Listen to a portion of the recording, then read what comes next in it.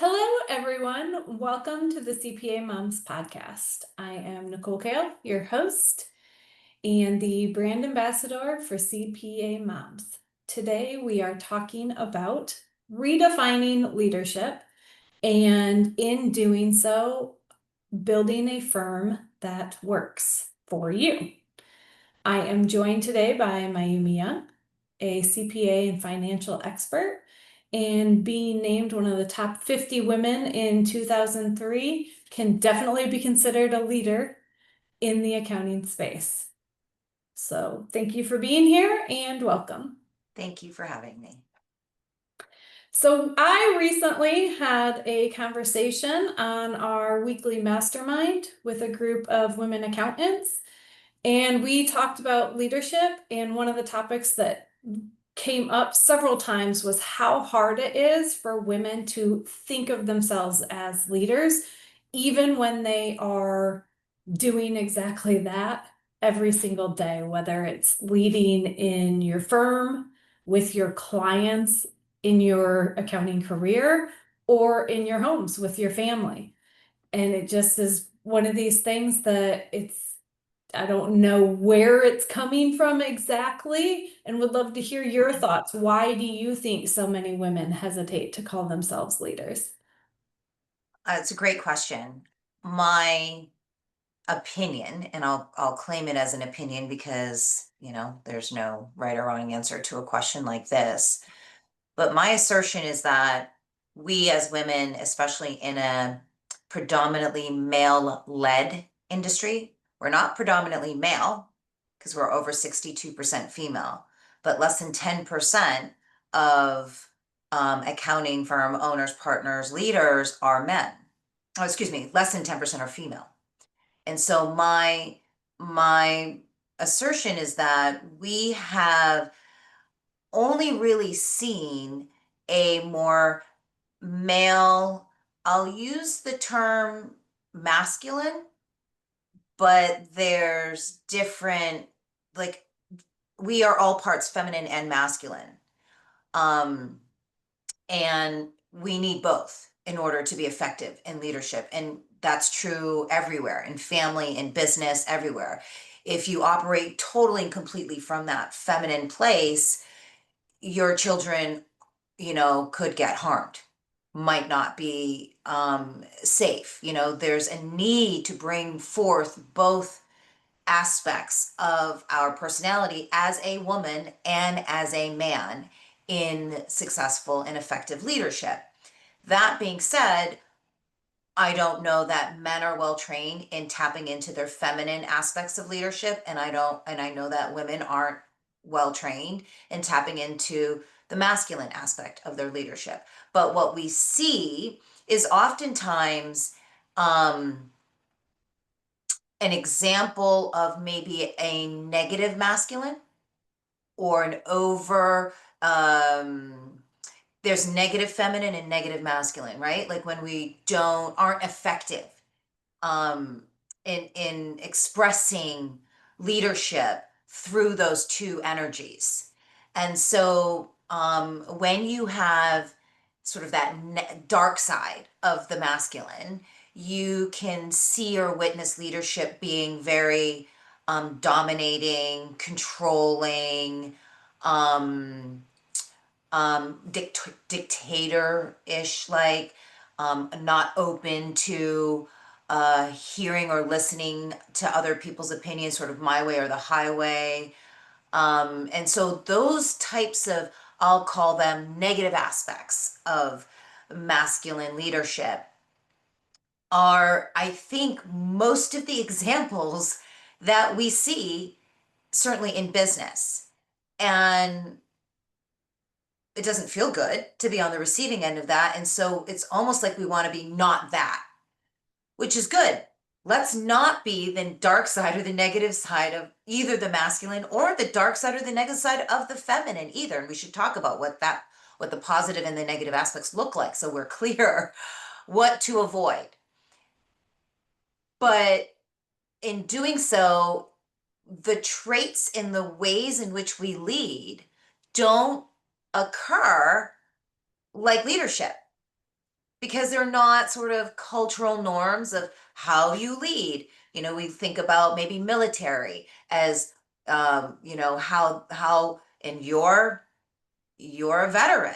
You can speak to this probably better than anyone, of the manner in which leadership is modeled in the military world. Hugely effective aspects to that leadership methodology, because lives are at stake, right? And so, it works, and there's probably aspects which don't work, right? And so, uh, that's what I believe, that we're not seeing enough examples of what it looks like to be a woman in leadership. First of all, 90% aren't even women anyway. So we're not seeing enough of us reflecting back what leadership looks like when utilizing both healthy feminine and masculine characteristics while leading. So that's my long-winded answer to your very short question. Yeah, I think that makes total sense. And it's funny you started talking about the dark side. Clearly, I am a boy mom. I totally got like Star Wars going on in my head, Darth Vader. And yes, he was kind of a dictator, I would say. So totally get that. We have So space one for all aspects of our personality. of Ask for forgiveness and grace. Our job is not to be perfect. Just do the best we can. So one of the core beliefs here at CPA Moms is that we get to redesign the industry, if you will, by women for women.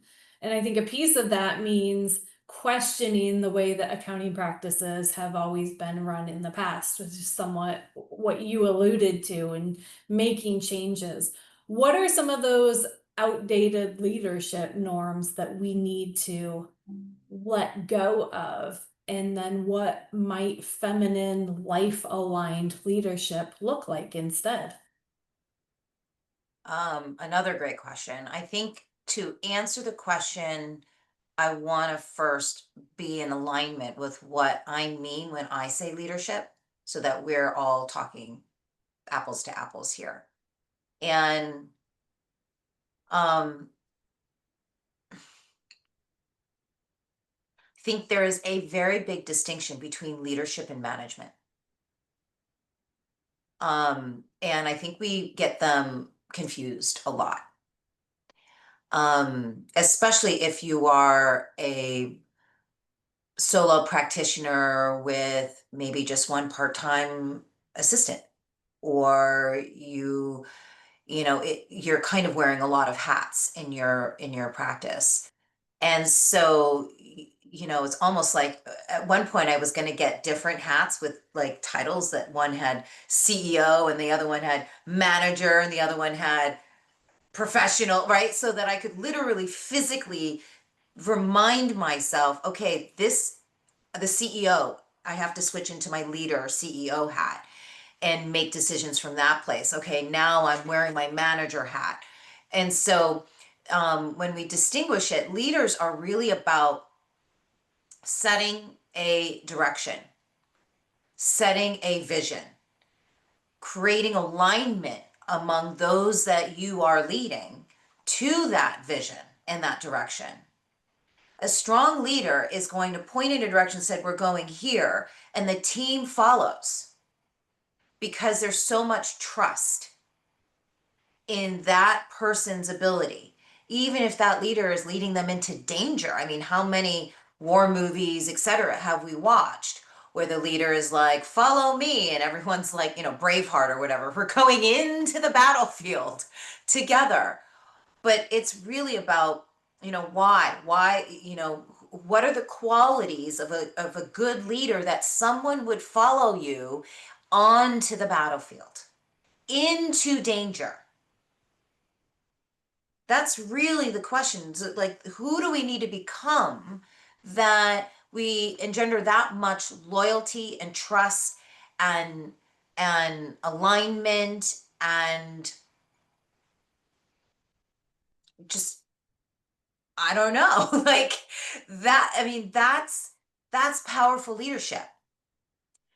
A leader does not, and often will never really know 100%, if the direction or vision they've chosen is the correct one.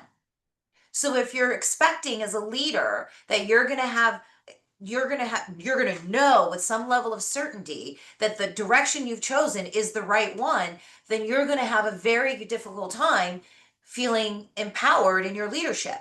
You have to be comfortable with a certain level of uncertainty and a lot of heaping doses of faith and confidence in your ability to choose a direction, move in that direction, lead people in a direction, knowing that you might be going the wrong way, but you trust in your ability to pivot and course correct along the way. So these are all aspects of like characteristics. And the other piece of strong leadership is really the greatest imagery I can give you to describe my philosophy and belief systems of strong leadership is those, if you've ever seen those, they look like long canoe boats with rowers. So they're called crew, and there might be two people in the boat. Well, one, two, five, 10. And you know, you have alternating, you know, one oar on one side of the boat, and the person behind you has got one oar on the other side of the boat. And you have an even number of people, and you have someone, can't remember the formal name of this person, who sits at the front of the boat facing the rowers, and their job is to go row, row, and they keep the pace, they keep the beat, keep the beat. And the job of the leader, because if anyone is out of sync even just a little bit, the boat can capsize, the boat can go in the opposite direction, the boat cannot move forward. It has to be synchronized. Everyone is synchronized, moving at the same pace, in the same beat, in the same rhythm. And a strong leader has the capacity to generate that rhythm among their team. That, you know, where the weakest link on the weakest rower causes the entire boat to fail. So how do you elevate everyone so that everyone's rowing in the same direction, in the same cadence and rhythm? How do you create that trust of each other as well as of the leaders? How do you choose a vision and a direction and then confidently move in that direction, trusting that you'll correct as you go? That's leadership. That's not male or female. That's just leadership. And management is something entirely different. And so um when we redefine or recreate, now that we have this opportunity to say, well, what do we want it to look like? What does positive feminine aspects of leadership look like? What does positive aspects of masculine leadership look like? And I'll give a couple examples, and I think we can all find ourselves in these examples. But the traits of feminine leadership, or the feminine characteristics, which again, I'll repeat, all men and women have both masculine and feminine. We may be underdeveloped in one or the other. And I'll tell you personally, I was actually more trained and developed in the masculine aspects of my personality in corporate America than I was developed in the feminine aspects. So just because you're female doesn't mean you have a higher developed feminine. I modeled the leaders that I saw when I started in corporate America, and I described those the women that I modeled who were partners. I describe them now, later after the fact, as really just men in skirts. So I developed a very masculine leadership style. And I was extremely underdeveloped in my feminine leadership and my feminine aspects of my personality. So I actually had to get trained and developed in the feminine. And I think the same is true for men, that, you know, we have overdeveloped and underdeveloped aspects. But when I talk about feminine leadership, I'm talking about traits. So you want to think about the feminine energy as the energy of um, the container, the space. The feminine aspect is like holding the space. If you think of how women create life, we have a physical womb where a baby is actually created. That's a space. And as a woman, we are the container, the vessel, the space that where things are created. Life is created in that space. And when we are in that feminine aspect, we are really in a space of like openness, receiving. It's a space where we have the capacity to have empathy, compassion. People feel trust and emotional safety when you have strong compassion, empathy for others. It's much more of a collaborative energy. It's more flexible, deeply intuitive, and very nurturing. Now, let me be very clear. The feminine energy of anything, and certainly of leadership, is one of the most powerful. I would argue that feminine energy is the most powerful energy on the planet. It is how we create life, literally. And if you think in terms of kings and queens, and you know anything about chess, the queen piece, chess piece, is the most powerful chess piece on the board. She can move in an unlimited number of spaces in any direction. And that really is truly like that is what we possess, is that queen energy where we can move in any number of spaces in any direction. We are the most powerful piece on the board of life. If we develop and enhance our feminine aspects and we stay in the positive. But if we are just in this place of openness and we don't bring forth any of our masculine characteristics inside of leadership, we will have a lack of structure or action that can create chaos, and a lack of movement and an inability to actually perform or produce results. And in business, we exist to play a game that has a scorecard that says this is how, if we won the game or lost the game. So we need to be in action. We need to mobilize, not just be in the space of open receptivity, nurturing, compassion, collaborate, look, right? We need to move the ball down the field. And that's where the masculine energy comes in. And we have to learn how to be in a dance with both the feminine and masculine energies. So the masculine, a healthy masculine, has decisiveness, is goal and results oriented, has structure. There's systems, there's predictability, there's action, the energy, the drive that puts one foot in front of the other to move in the direction of comes from the masculine. Confidence is critical for both feminine and masculine leadership. And, you know, when we're in our healthy masculine and healthy feminine, we're dancing between both. Sometimes we need to be in a space of our intuition because the answers aren't clear. So you have to stop and listen and use a lot of intuitive guidance to determine, am I going right or left here on this path? But at the same time, once you get that sort of clarity or intuitive guidance, emotional guidance, then you actually have to move in a direction. That's the masculine again. So it's like having a right foot and a left foot.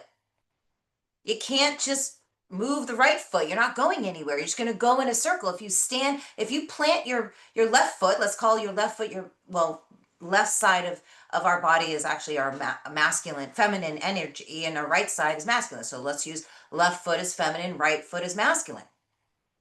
If you just move your right foot and you plant your left foot, you're just going to go in a circle. You'll move, but you're not going anywhere. You have to have both. Did you ask me about the dark side or no? I can't remember. Sorry. No, no, we talked about the dark side and talked about Star Wars, and I don't think there was a question related to the dark side. Well, I think I'll say this because I think it's really important because we reject things that we don't understand.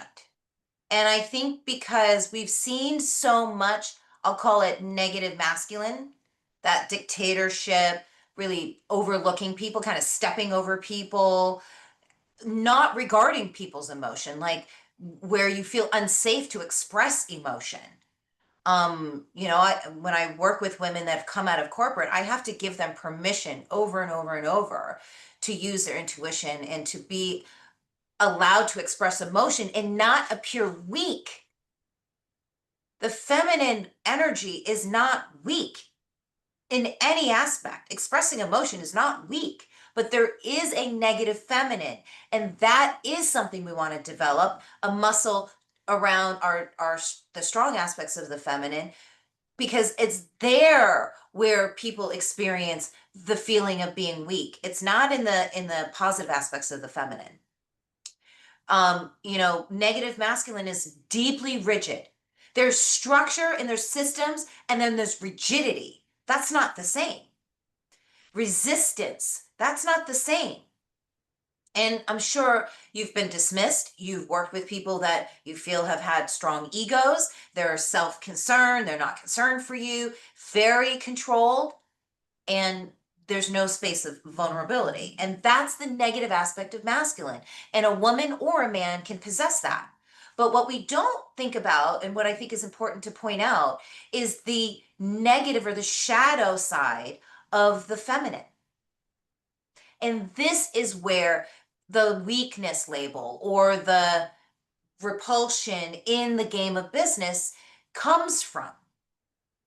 And it's where we are martyrs in a way, where we are so like enmeshed in other people's feelings. It's fine to have empathy, but over identifying with feelings and avoiding conflict because of all the emotional whatever, that's the shadow side.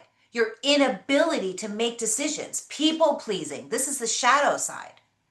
A lack of structure, not wanting to, no, I don't want to seem too dominating or too controlling, creates chaos. If you're not willing to stand by and look at data and stand behind your decisions, and you're always putting everyone ahead of you, this is the negative or shadow side of the feminine. And in business, it will create chaos, a lack of trust, a lack of respect. And therefore, how are you going to actually be effective as a leader? Because leaders need to create followers who trust them, believe that they know which direction they're going, and will follow them onto the battlefield. And so developing ourselves and dealing with and evolving the negative or shadow sides of both our masculine and our feminine, developing both the positive aspects of our feminine and the positive aspects of our masculine will lead to very effective leadership everywhere. Think about how effective you'll be with your children. I literally just read an article on Facebook last night about a woman, a friend, who's a mom of two girls, and she talked about being a people pleaser and an inability to discipline her children, and how she is developing confidence in her ability to set boundaries and rules and structure. And this is what we're describing. We want you to develop as a way of being so that you can have this way of being everywhere in life. It will serve you everywhere. It will serve you as a parent. It will serve you as a wife. It will serve you in business. It'll serve you in partnerships. It'll serve you in your friendships, your families, everywhere you go. Developing this will serve you and be a positive aspect in your life. I'll hand it back to you. No, I think that was really great. I think that's a great distinction to make between leadership and management. I love the way you described the different energies. And, as you were talking, one, I agree. I think feminine energy is the greatest, most powerful energy out there. And as you were talking, what really resonated with me was I feel like as women accountants, one, we are women, so we have that feminine side, the empathy, the emotional intelligence, the intuition. I think that a lot of us have tried to thwart it, to push it down because it is not taught as a strength. It is taught as a deterrent for you, especially in the public accounting and corporate space. But I think also because some of the traits you described for the masculine energy were analytical, um, being able to push things forward. And I think as accountants, we have a lot of those skills just naturally to us. So it's like, oh, well, wait a minute. Like, accounting women are clearly the ones that should be leading the world, right? That's what I got from that. Great takeaways, Nicole. Um, but I do think, and I think you mentioned some of these, that there are things that get in our way that hold us back. Fear, guilt, that people pleasing attitude that I know one especially that I have struggled with is taking on responsibility for other people's feelings. Yeah. And obviously, this is a very common known phrase is the first step in anything is recognizing. But then when you recognize,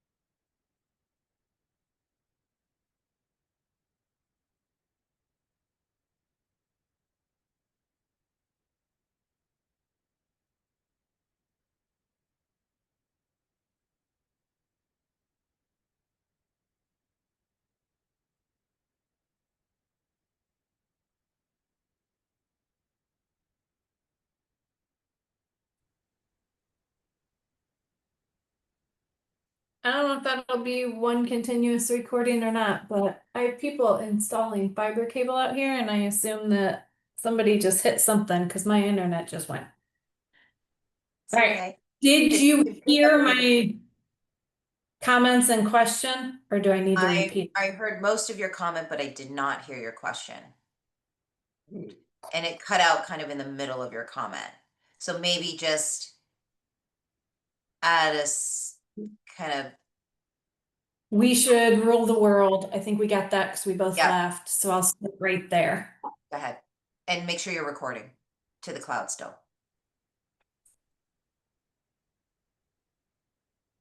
I'm recording, but I don't know where.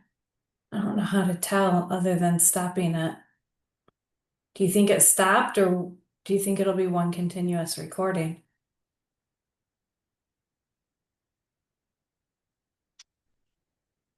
If it still says recording, then don't stop it.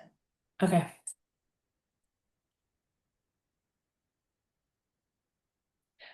But I think that one thing that can get in our way, or there are multiple things that can get in our way, and you mentioned some of them, I think fear, guilt, the people pleasing. And one thing that I know I have personally really struggled with is taking on responsibility for other people's feelings. And it's a very common phrase. I think we all know this, have heard it, but the first step to solving any problem is to identify the problem. So obviously take some time to do that. But then once you kind of see what is getting in your way, whether it's fear, guilt, what are steps that can be taken to help you move past that and develop yourself more into a stronger leader? Um, well, I think you said the first step, very subtly. So I'm going to underscore what you said as step number one. Without awareness, you don't, there's no correction that you can make. So everything starts always first with an awareness, an acknowledgement.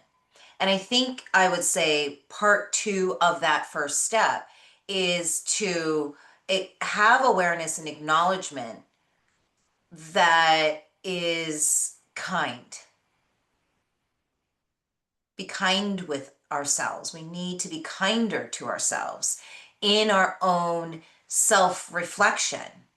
And it's so easy for us to look at this laundry list of positive and negative aspects of masculine and feminine and look at the negative and go, oh, I'm doing this, I'm people pleasing, I'm not operating confidently, I'm putting others before me. I am guilty of every single thing that I've described.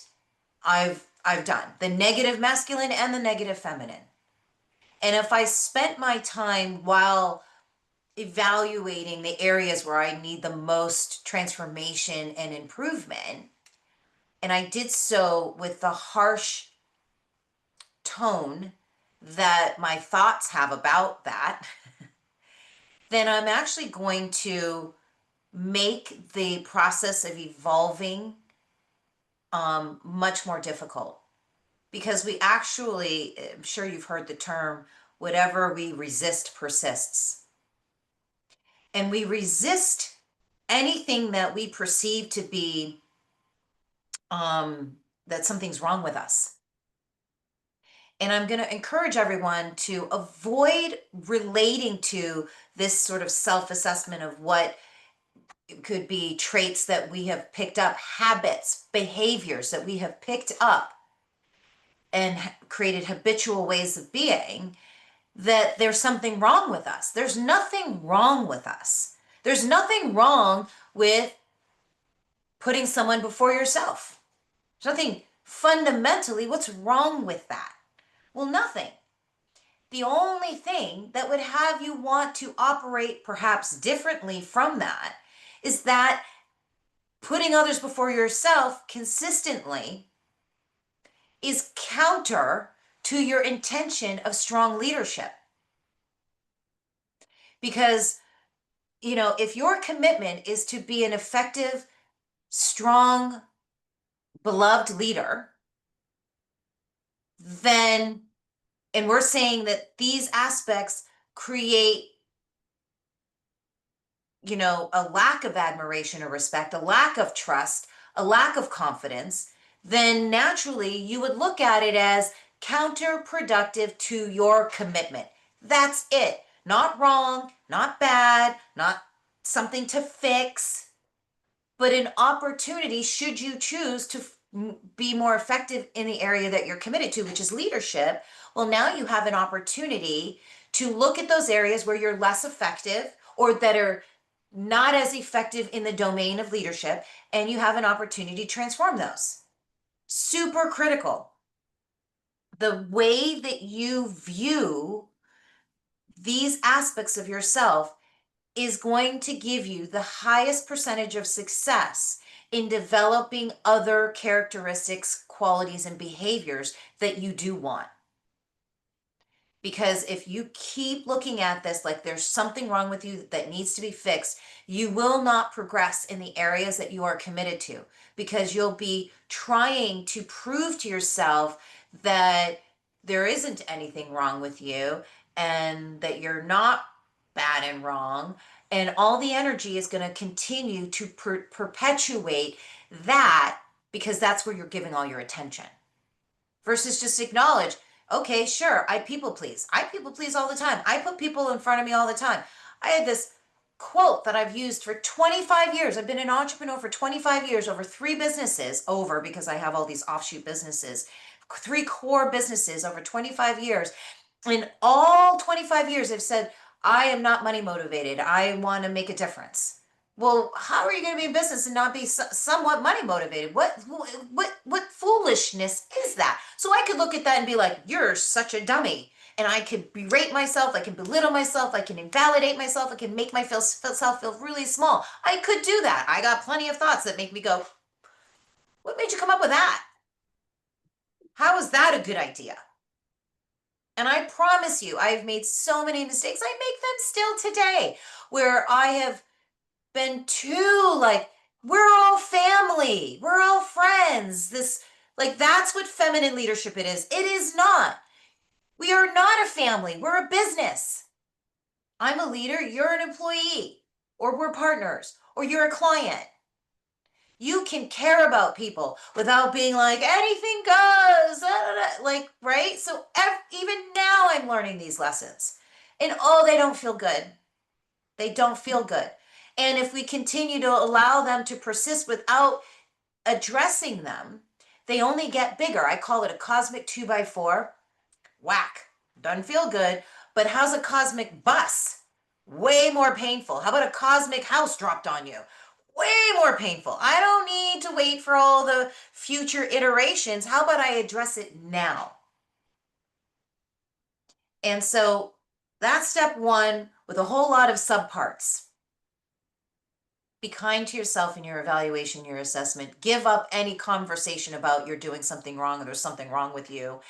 And put your attention and your focus on what you want.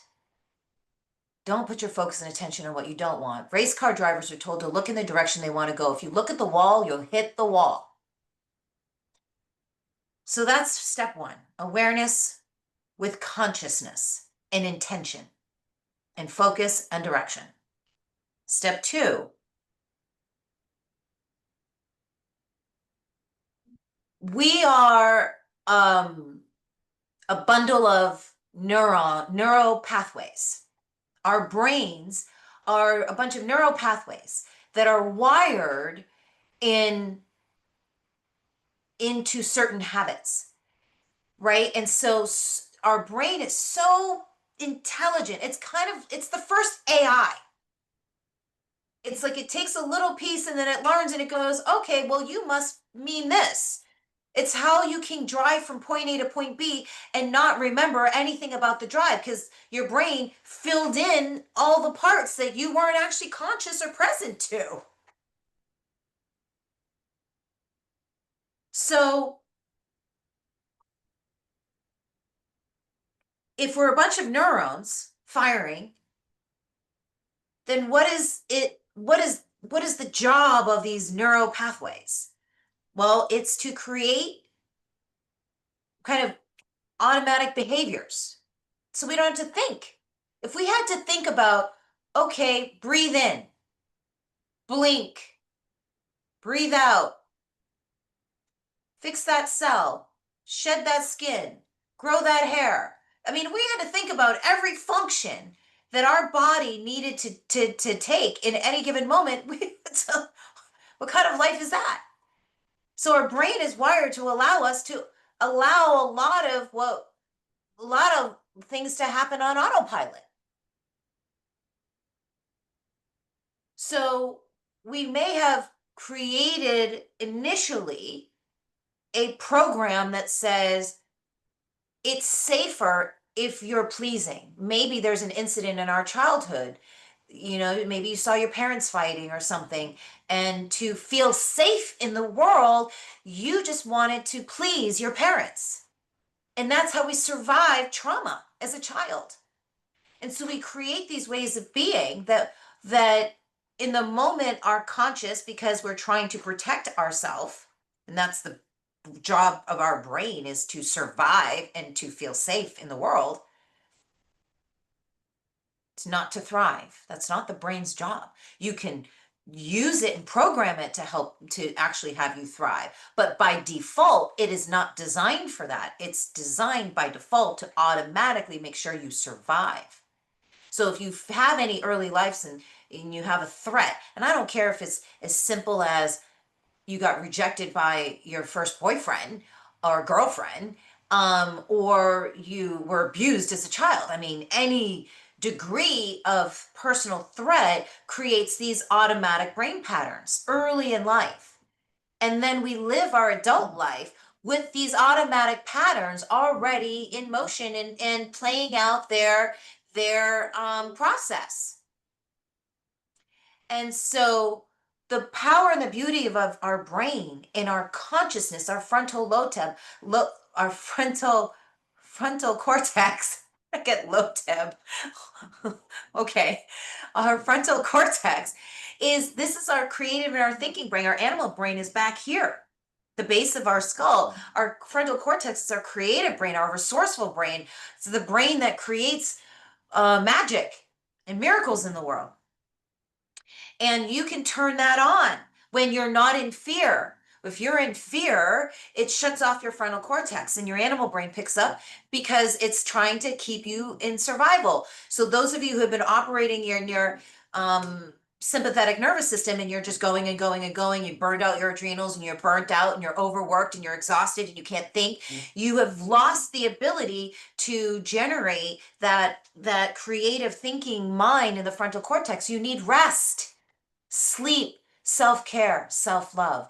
You need to rebuild your adrenals. You probably need supplements. You need probably exercise and vitamin D from the sunshine and cuddles with your kids and snuggles with your puppies. I mean, whatever you have to do to regenerate a place of feeling grounded and safe in your own body and stimulate that parasympathetic nervous system. And you can Google and research and chat GPT, all the ways to do that and get all the support and all the love and all the care to do that. But you have to be in a place of out of survival to create new brain patterns, because we're habituated beings. We're automatic vessels. We programmed ourselves to be that way. But here's the really, really, really, really good news. You can actually reprogram your brain. I think there's a lot of science that says, you can take 21 days to retrain create a new habit. And in those 21 days, your brain is going to say, I don't feel like it. I don't want to. I'm tired. I don't have time. I can't. Um, I don't feel good.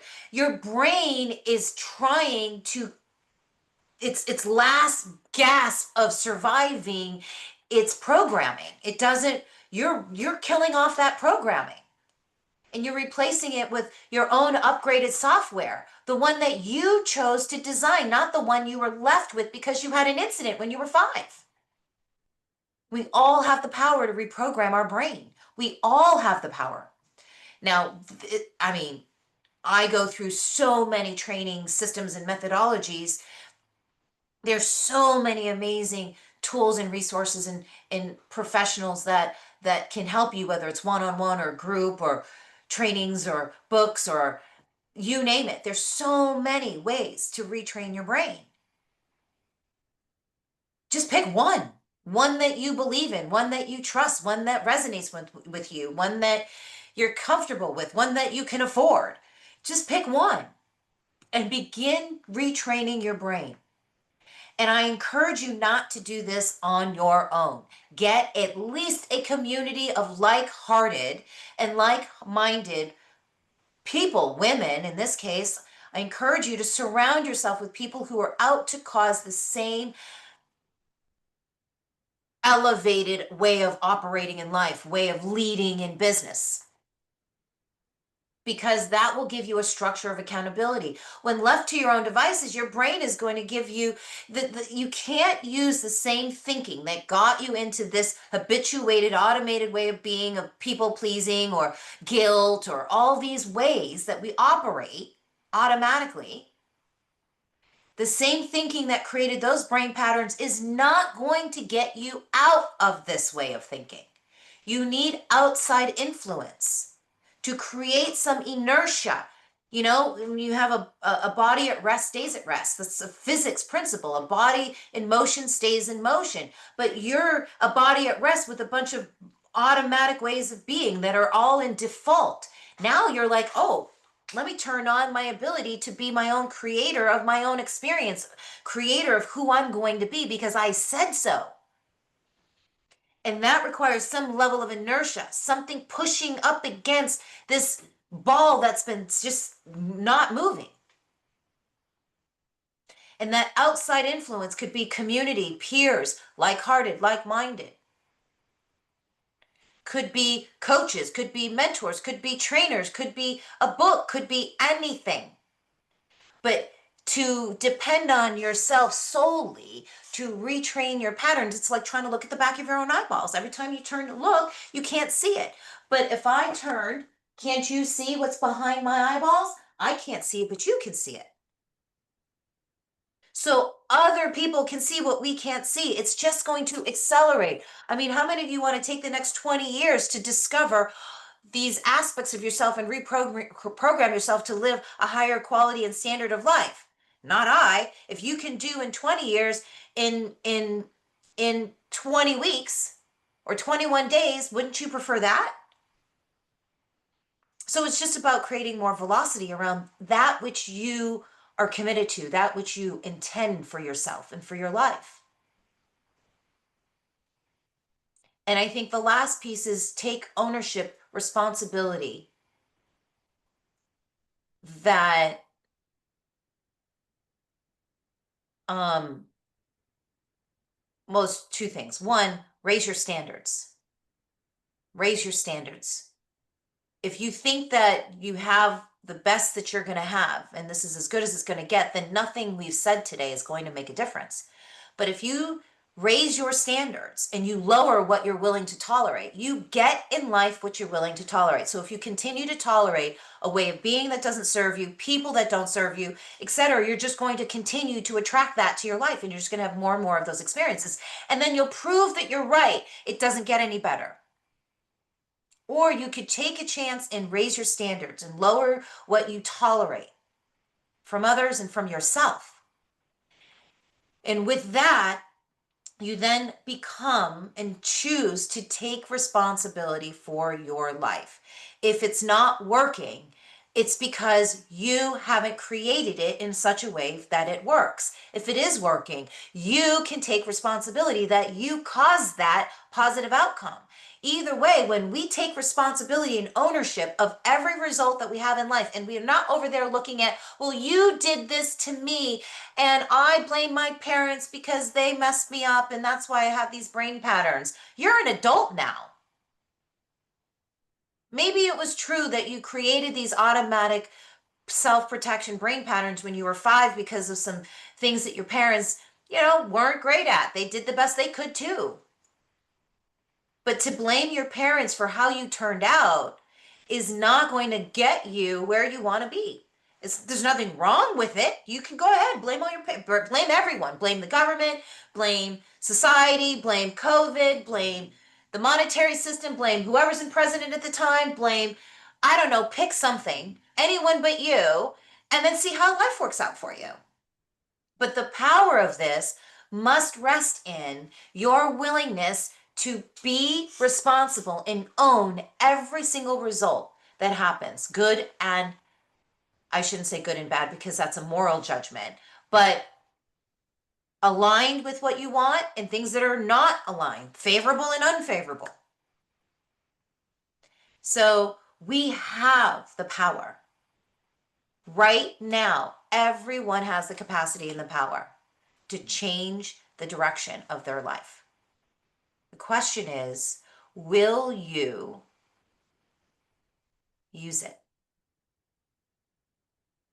So those are my 42 cents about how would you actually do this? Beautifully said. So a lot of what you said really resonated with me in the sense, I have recently gone through the Landmark Forum. I know it's something that you have done for years and been involved in, and it really does just transform the way you think about things. And it has really made me look at, some of the patterns that I have been stuck in, and has given me tools to be able to look outside of that and work through some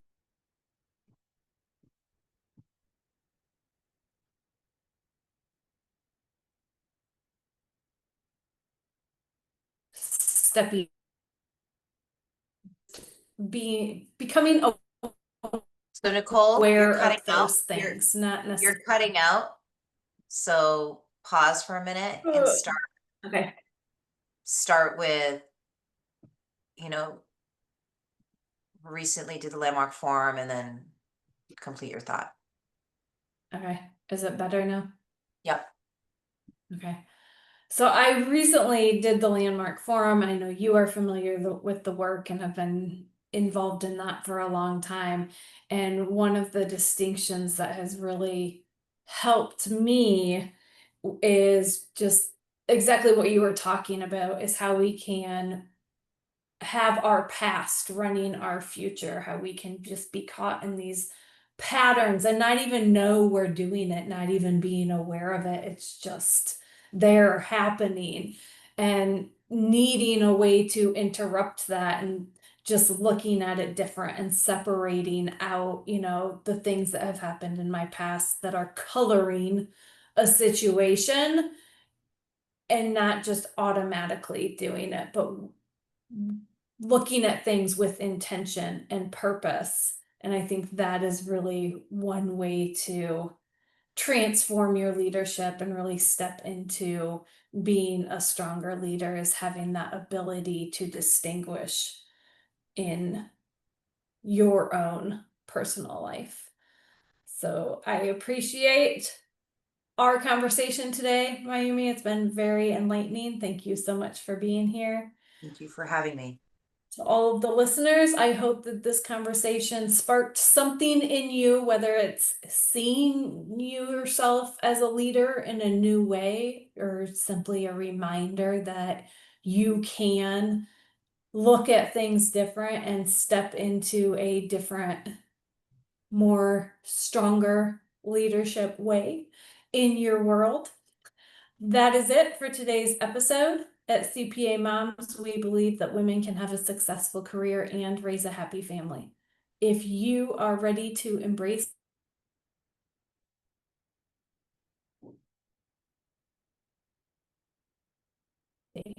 the link is in the show notes. You cut out again. That. Nicole, you're cut out again. You're gonna need to do Ah, just do your outro. Just take a breath. okay. That's it for today's episode. At CPA Moms, we believe that women can have a successful career and raise a happy family. If you are ready to embrace work-life harmony and connect with like-hearted women, join our CPA Moms Facebook community. You can just click the link in the show notes or search CPA Moms on Facebook. We can't wait to welcome you. Until next time, thank you for being here. We see you, we believe in you, and we can't wait to grow with you.